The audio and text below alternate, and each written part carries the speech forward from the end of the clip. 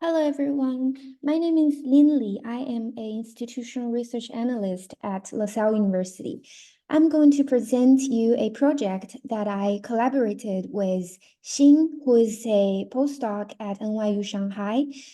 We have collaborated on a few projects on program assessment and higher ed studies. And today, as you can see in this picture, it's about the financial aspect of higher ed that we're going to talk about.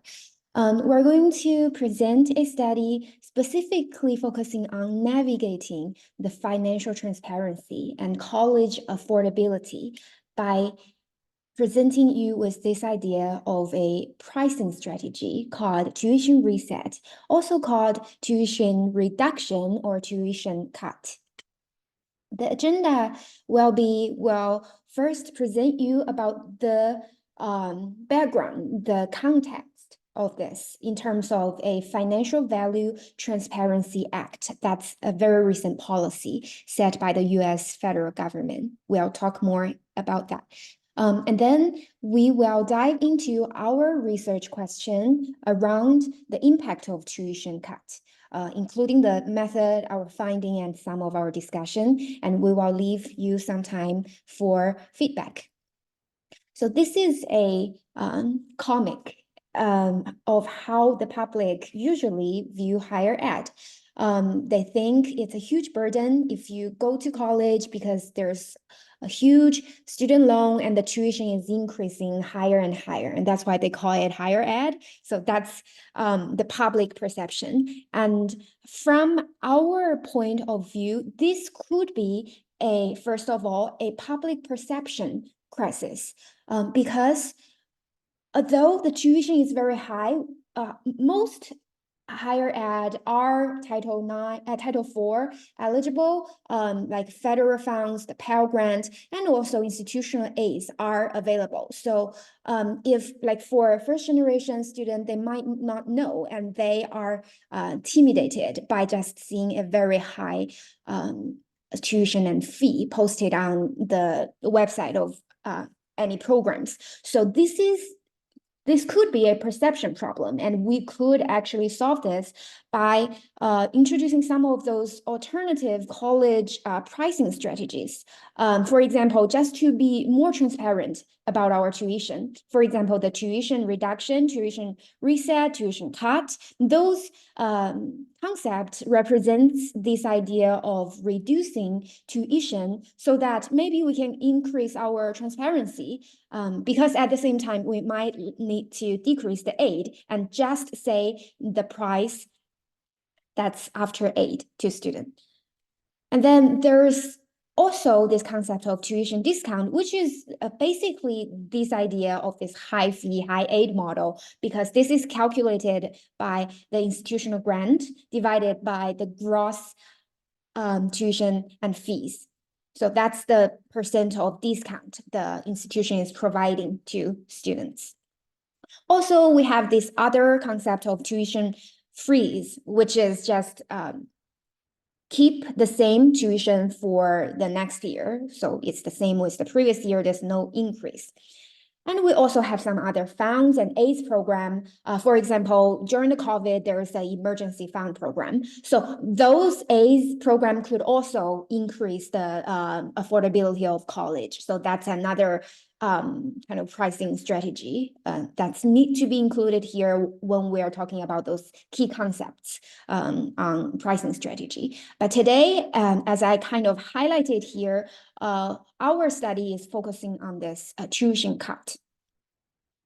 But before diving into the study, we do find the Financial Value Transparency Act, the recent policy is very recent and very relevant. So the Financial Value Transparency is to encourage the programs and higher ed to report the financial costs and benefit to students. So this is required for any Title IV eligible institutions who receive the federal financial aid program. So the financial costs are basically student loans and debt.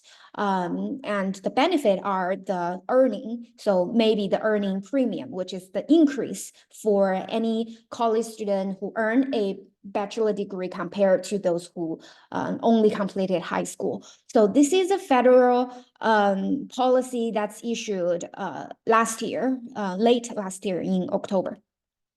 So specifically, there are several, actually basically two main metrics. One of them is debt to earning metric. The other one is this earning premium that I briefly mentioned, and I'll provide you with more resources at the end of this presentation if you are interested in knowing more about this policy. So basically here, this is very important for any Title IV eligible institutions, which is most of the institutions in the United States.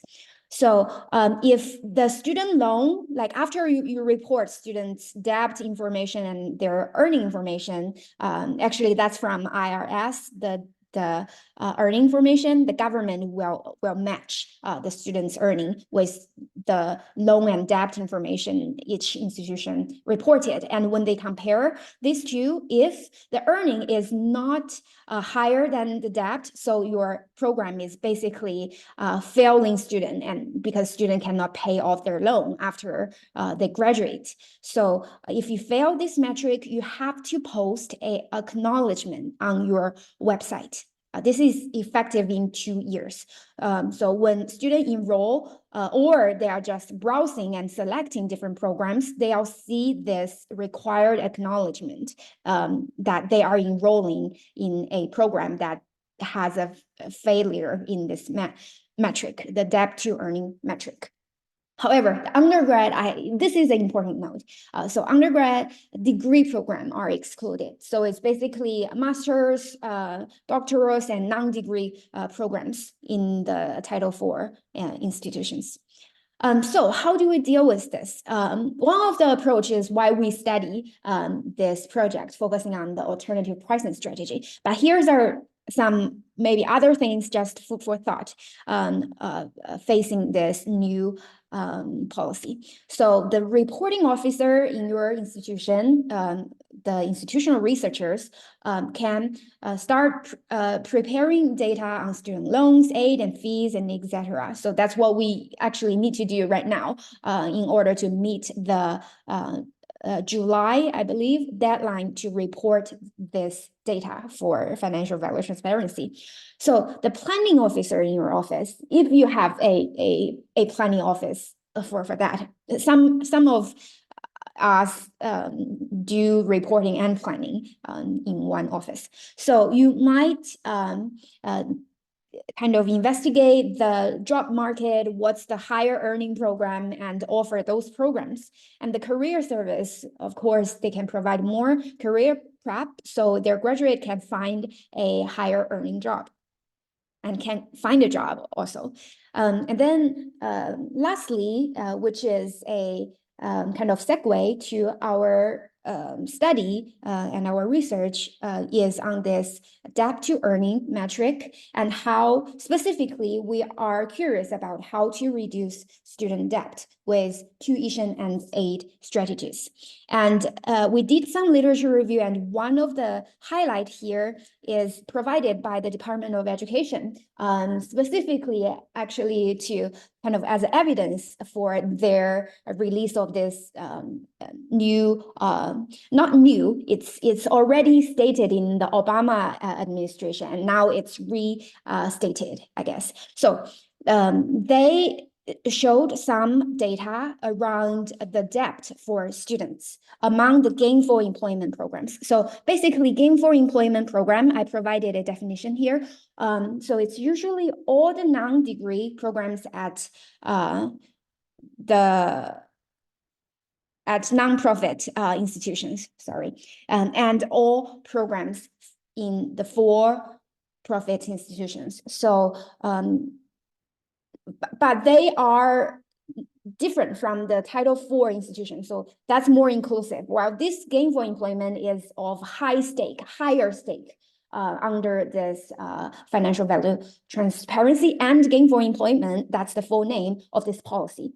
So they're of higher stake because if they fail those metrics, it's not only the acknowledgement, they have to put a warning. So it's a different level of importance for these programs. So let's look at this data. So first of all, it's a lot of dots, and it shows no clear relationship between the x-axis and y-axis, which is the student debt in relationship to the Pell Grant a student received. So if they receive full Pell Grant and they don't have to pay their program, they can still have all different kinds of debt compared to their counterpart who received no Pell Grant. So there is no relationship between how much aid in terms of Pell Grant specifically in this data.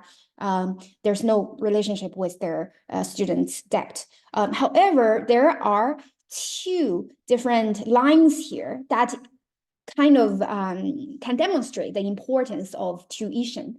So there is a large impact of tuition because consistently we can find a gap of around $5,000 debt difference between a program that have a higher tuition quartile here and the lower tuition quartile here. So that lead us to this concept and kind of demonstrated how important it is to have a lower tuition for students and cut our students' bill that they have to pay to go to college.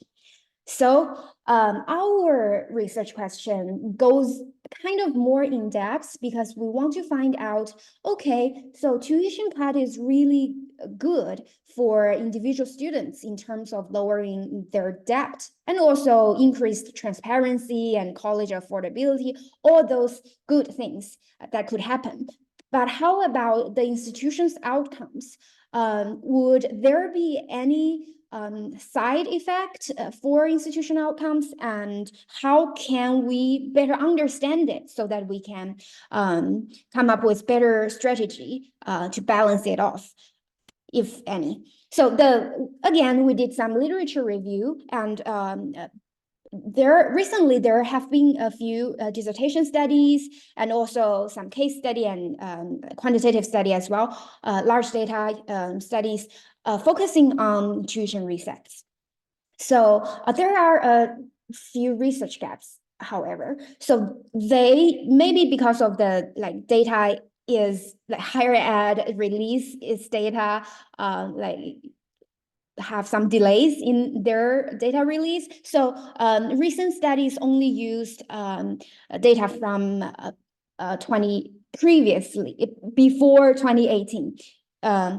And then that's one research gap because nowadays we can find more recent data, although 2023 year have not been released actually, but we can at least provide this update of this 4-year worth of data from 2018 to 2022.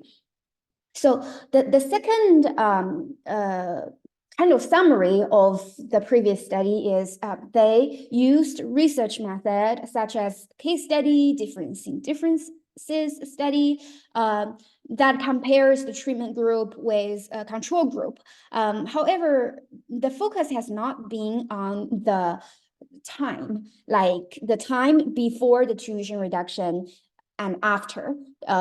So instead of just comparing the treatment group, we also bring up this time of treatment factor in our study. So that could be another significance of this study. Lastly, the finding from previous study are tuition reset could encourage diversity, equity, and inclusion.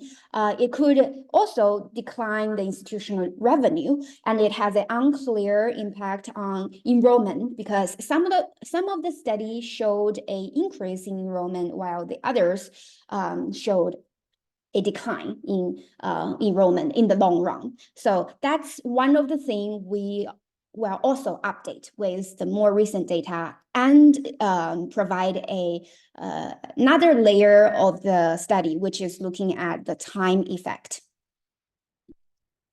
Okay, so the data we used is from the IPASS data, which is a national data, and basically every US institution have to report in order to receive the federal funds.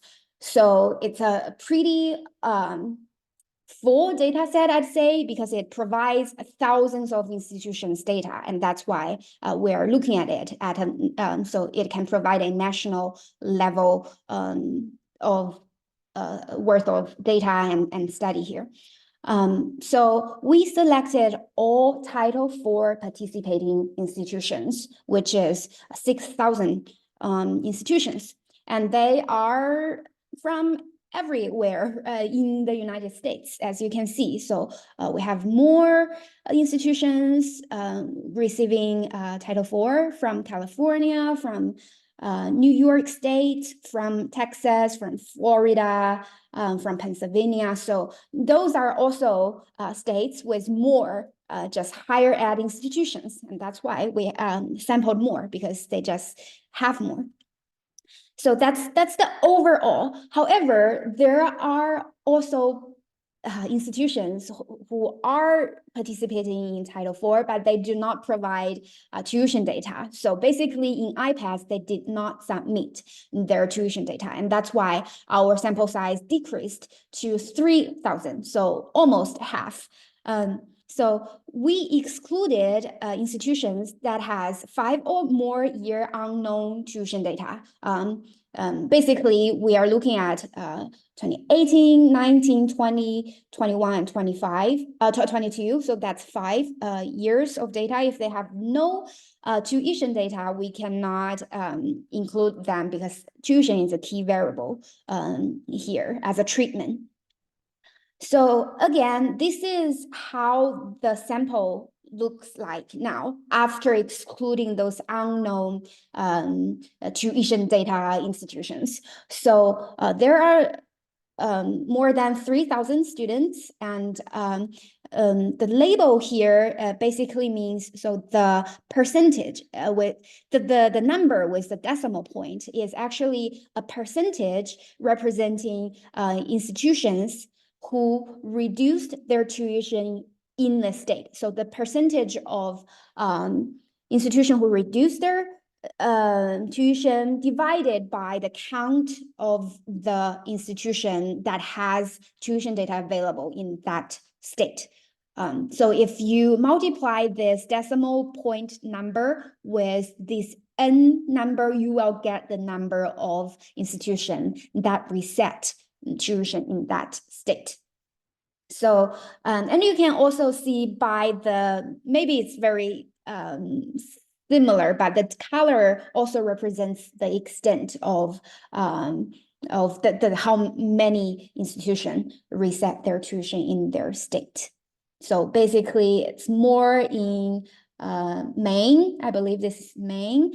This is Georgia, like here, Arizona, and Louisiana, like all those, although they have a smaller n size, so the total number of institutions are less, but the percentage of institutions that reduced tuition at any point in 2018 to 2022 are higher.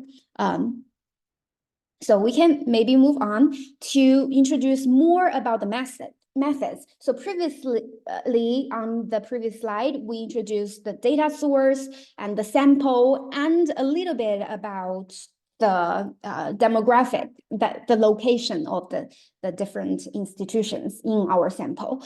Here we're focusing on the method we're using. So as you kind of may already have a hint on, in terms of the second research question, we said we want to focus on this time effect, and event study is a appropriate research methodology that the goal is to assess the impact of an event on a outcome in terms of the time, the elapsed time of that treatment. So the impact of an event is assessed by the outcome after an event minus the outcome before the event, and by year, so the time elapsed of the event.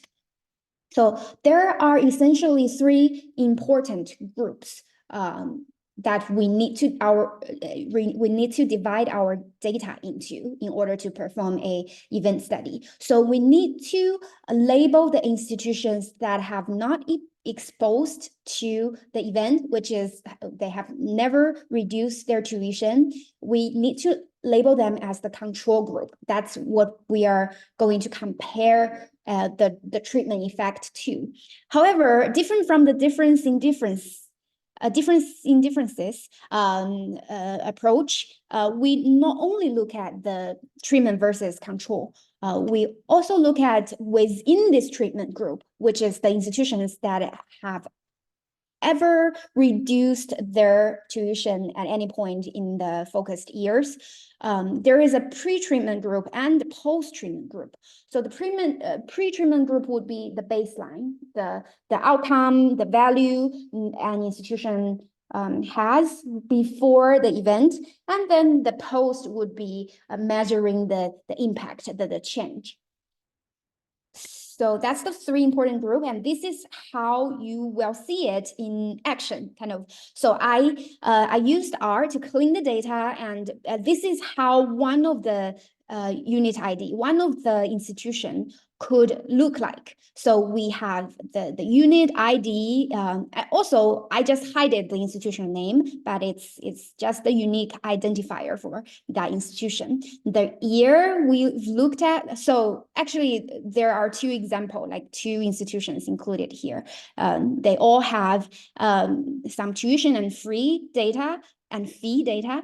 One of them has varied their tuition and fees. They definitely did some increase and did some decrease for the first one. So the second one, it's much more minor change, and that's two good examples to look at. So the tuition, first of all, I need to define the tuition and fees, this key variable, the most important variable in our study. So this is pulled from IPADS, and it's the tuition fee variable posted on IPADS. So they used this in-district price of attendance for full-time, first-time undergrad for a full academic year. So that's the meaning of this key variable here. And then the following columns contains variables we derived from the tuition and fee variable. So the first one is tuition difference here, tuition and fee. So whenever I say tuition, I actually mean tuition and fees in total, because that's what we can find on IPADS. So the difference is calculated by, so the current difference would be the current year's tuition minus the previous year's tuition divided by the previous year's tuition to represent a percent change for this year compared to last year. And the number here, the year number here actually means the academic year of the starting point. So 2022 means 2020 means 2022 academic year. So that's a very important variable derived from the tuition and fees. So we also created a categorical variable based on the difference, just to maybe show it in a clear way of the difference. So the first example here, the institution increased. So we also pulled 2017 data in order to get the tuition difference. It's just not shown here after we used it. We removed 2017, but it's actually a helpful data to calculate the tuition difference, because we do need 2017 data in order to calculate 2018 change. So in 2018, this first institution increased 5%, and then it continues to increase, but with a like lower percentage, only 3%. And then it did a tuition reset of 5% in 2021. Maybe after it's the first year post-pandemic, they need to do something. That's our hypothesis. So a main hypothesis that we need to verify in our study. Okay, and then they increased again in 2022. So these other institution increased and then they freeze in 2022. So that's just the meaning of tuition and fee difference and in terms of their size. And there's a few other variables that's shown here, which basically means the treatment. So all the reset would be a treatment. If they receive a reset, they will receive a 1 in this column of reset 0, 1 as the column name. So the treatment year is the first year they reduce their tuition. So if they, for example, if they reduce their tuition in 2018 and did it again in 2021, it would be 2018 for that institution as their reset year. So as you can see, we need a one single year to identify the reset year, and that was chosen to be the first year they reduced the tuition. We will discuss more about the future considerations of how to deal with this like multi-time of reset. But in this current study, this is how we deal with it. And then this is basically mean if they are in the control group, which is they never reduced tuition, or if they reduced it, but it's before the tuition reset. And then the year starting from that year of tuition reduction, it would be 2 to indicate this post-treatment group. So that's the 3 group we've discussed in the previous slide, the 3 important group to label for any event study.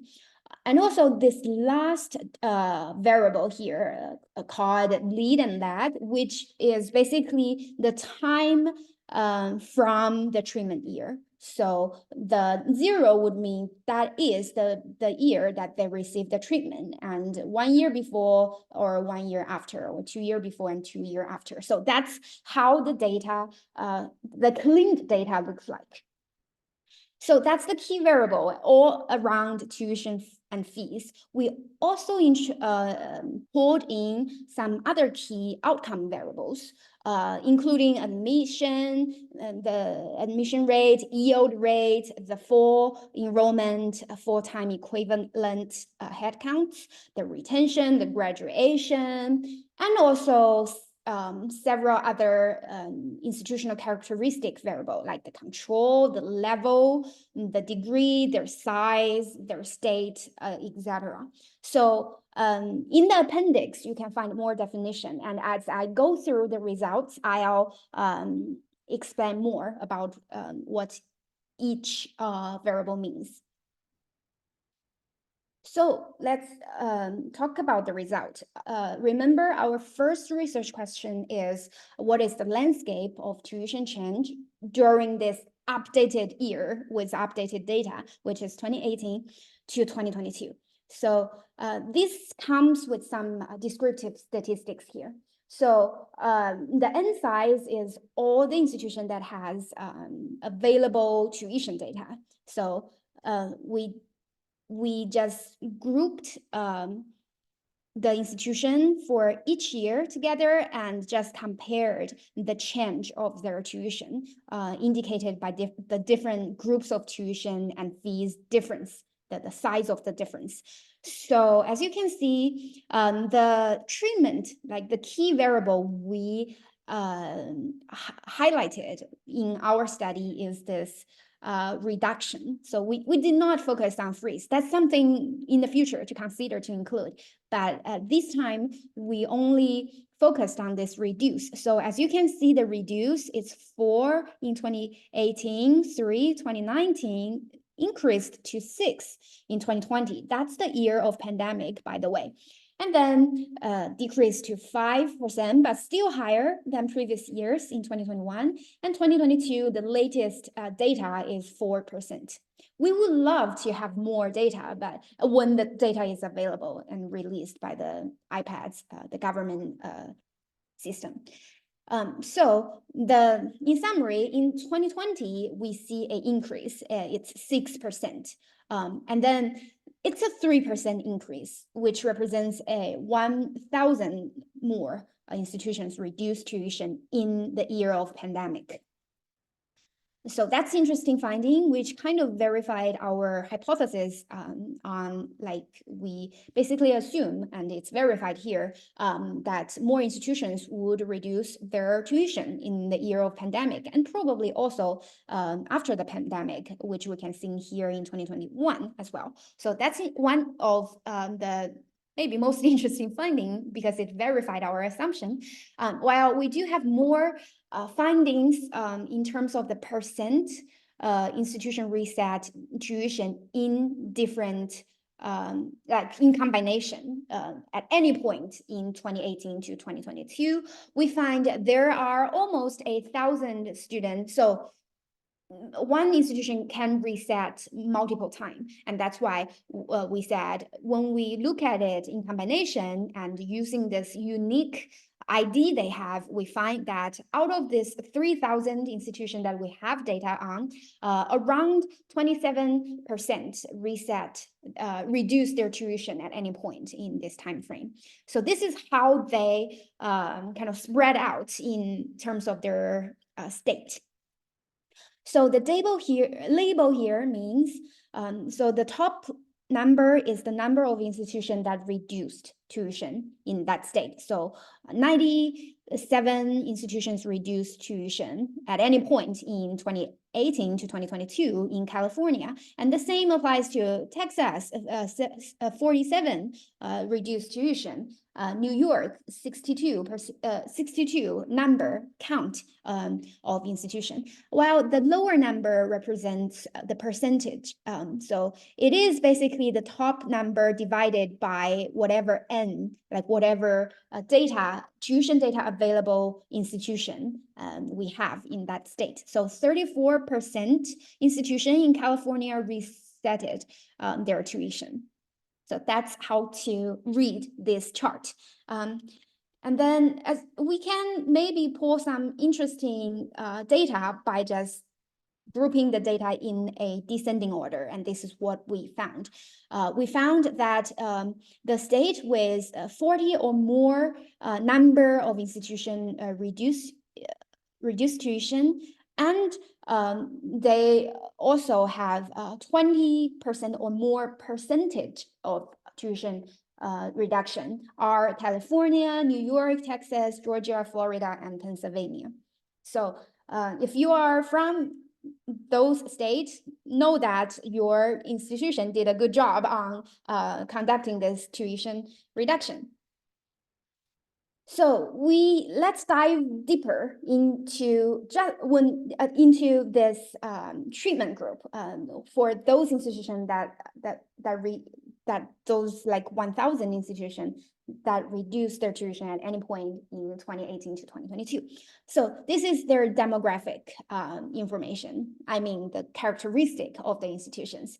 So as you can see, the first pie chart is mostly public institutions reduce their tuition. Private non-for-profit institutions also, 37% of them are in this treatment group.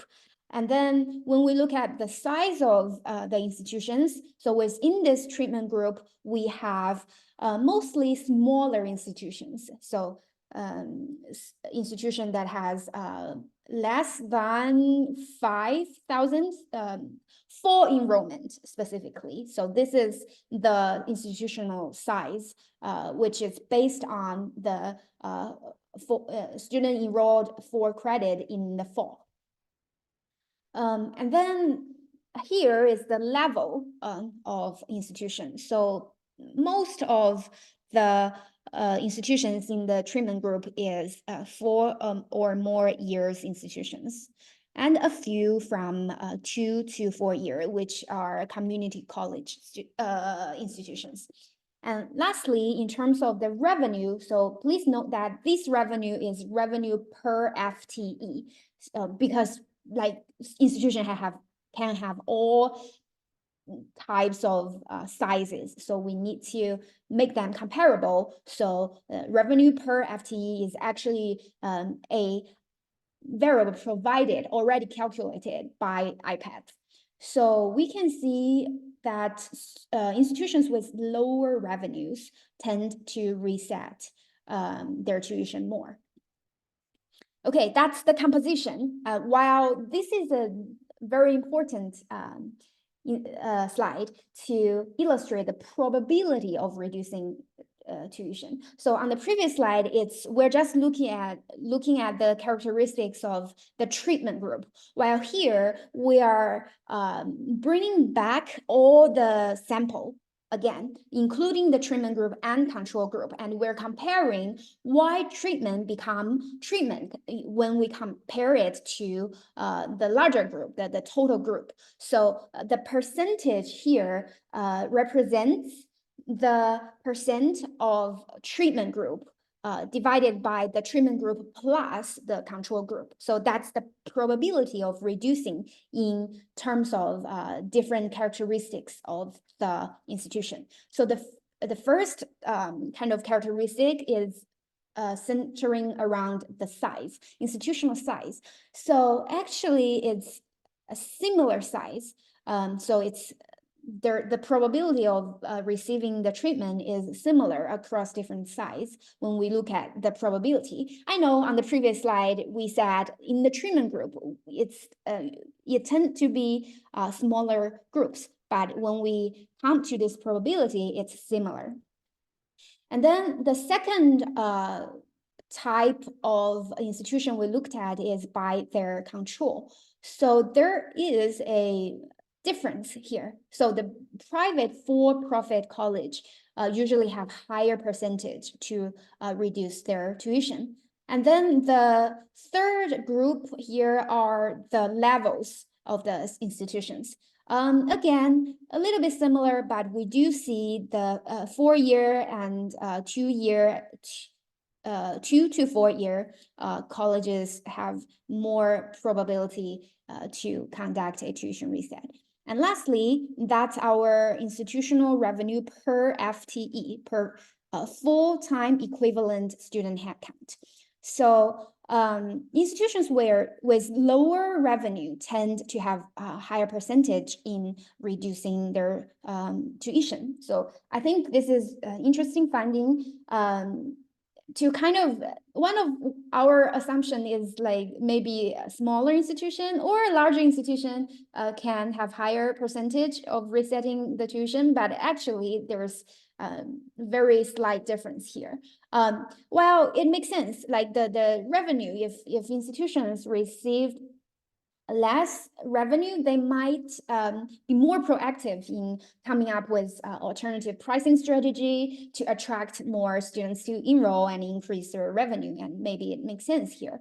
Private for-profit college, they may be even more proactive in like conducting different research and trying different ways to set their price and change the price. And it might also make sense here to see a very high percentage of private for-profit institutions to reset their tuition. So that's the descriptive statistics here, which already revealed a lot of interesting findings on the composition of the treatment group and the probability of reducing tuition by different institutional characteristics. Here, on this next research question, the second research question, if you can remember, is the time effect on the different institutional outcomes for institutions who reduce their tuition. And this is from the event study, so the results. So basically, we found a significant impact of tuition reduction on revenue as an institutional outcome. So the first chart here this is basically any event study would produce a chart like this. So how you read it is, so we have different years. 0 year means, so the x-axis represents years. So 0 on the x-axis means the year the institution received a treatment, which is they reset, they reduce their tuition, and this is 4 year before the tuition reduction and 5 year after. So we could include more year, for example, 5 year prior the treatment, but this is what we did this time. So on the y-axis are the revenue from tuition and fees per FTE. So that's what we have been talking about, the revenue per FTE. So as you can see, how you read this is the dot here is basically the impact, while we also have a line for each dot each year, because that represents the marginal error. So if you have any line crossing this base, which is no change for the y-axis, you would say we find no significant result, no significant impact for that year. However, we do see on year 2, there is a significant change because the line is not crossing this baseline here. So what we can conclude is there is a significant decrease in tuition and the fees revenue per FTE in year 2, but it's not a lot. It's maybe for 300 or 400 per FTE student, and only for 1 year, which is the second year into their tuition reduction. On the other hand, the tuition and fees as a percentage of the core revenue is presented here on the y-axis. So this is the percentage change of how much tuition and fees kind of contribute to the core revenue of an institution. And by the way, the core revenue is just all the revenue, including like state fund and all the other revenue that one institution gained. So tuition and fees is one of the percent, and this is the percent change for institutions who reset their tuition. So we can see starting year 1, we already can see a significant change. So although it's within 10% of change, it is a continued change and decline of the percentage of tuition and fees in terms of their part in their core revenue.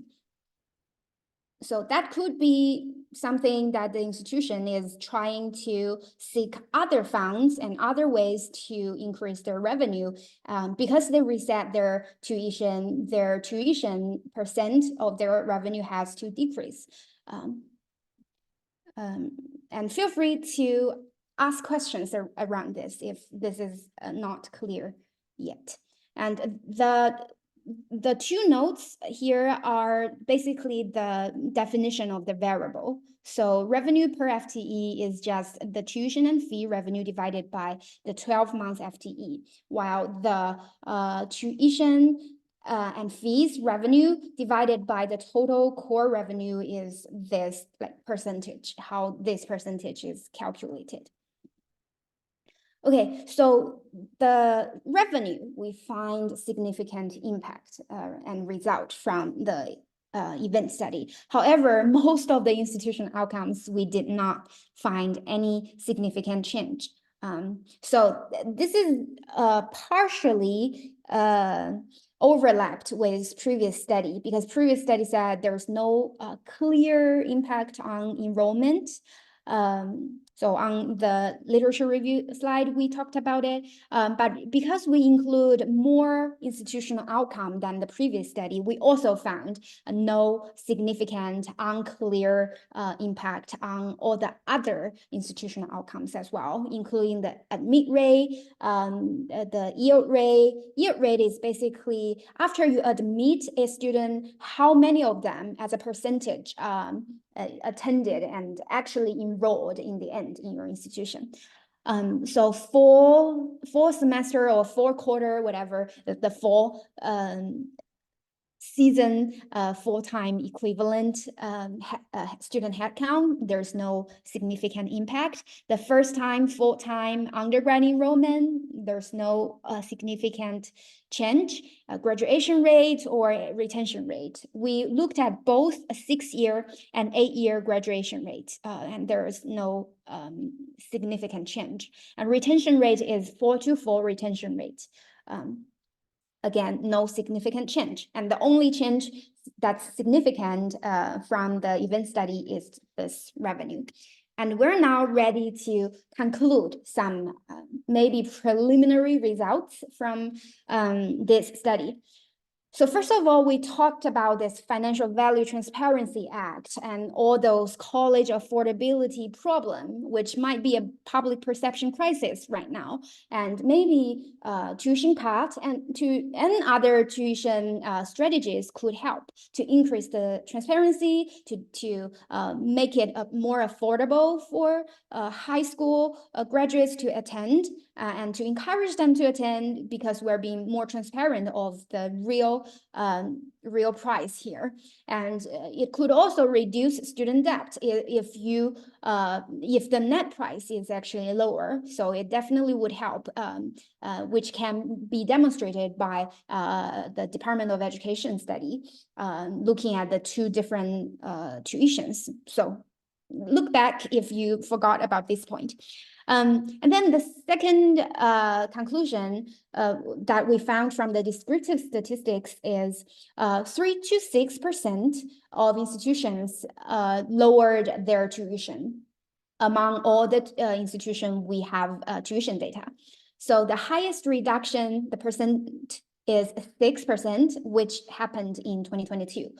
So there are around 1,000 increase, which is a 3% increase compared to pre-pandemic year. And then in the year of pandemic 2022, we have a 6%, which is 2,000, around 2,000 more institutions. In combination, 27% institutions decreasing their tuition at any point in 2018 to 2022, which is this around near 1,000 out of 3,000 institutions. And then when we looked at the location and all the different institutional characteristics of the treatment group, we found that most institutions in this treatment group, which means the institutions who ever reset their tuition, are Georgia, California, also some others say like Pennsylvania, New York, Texas. So, but especially California and Georgia, because they have both a higher number of institutions who reset and also a comparably higher percentage of institutions who reduced their tuition as well. And also public and private nonprofit institutions are the main composition in that treatment group. Smaller institutions, 4-year institutions, and those institutions with higher revenue per FTE. So that's the kind of composition of the treatment group. While when we look at the probability for any institutional characteristic group to receive this treatment compared to those control group, we find that the percentage is higher in private for-profit institution, 4 or 2-year institution, and those lower revenue per FTE institutions. And lastly, from the event study, we have two significant findings around the revenue. So revenue per FTE decreased 300 to 400 per FTE in the second year for institutions who reduced their tuition. And then the percentage of the tuition fees in as a part of core revenue decreased, and since year one, I believe, and it's a steady decline to around 9% in the fifth year, which is the year we can look at. So it might continue to decrease or it might recover. So we definitely need more recent data to look at this. So future considerations. So while I'm talking about this, please feel free to go to this website, because this is kind of the end of the presentation and I really would appreciate your feedback. So if you can go to this website, it's a very simple, brief form, a survey for you to provide any feedback. If you have any suggestions, because I have been benefited a lot from OCare's feedback already to when after I submit the proposal.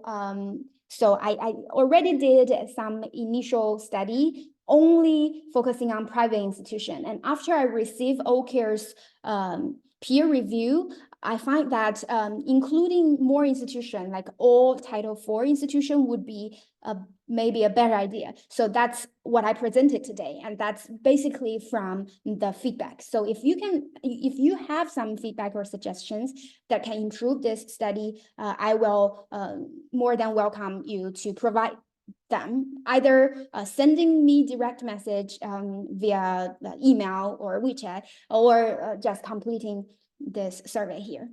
So what I want to talk about is future considerations come up by my own, but you may have some different feedback and suggestions. So here is something I have been thinking about. So one of the literature, actually several of them talked about the tuition reset can encourage the diversity, equity, and inclusion. While in this study, I did not look at the percentage of enrollment of percentage of different racial groups, for example, percentage of different gender group or any other DEI related group difference in terms of the impact, the institutional outcome, their retention, the graduation. So all those diversity related variable could have a differential effect on the overall institutional outcome they receive.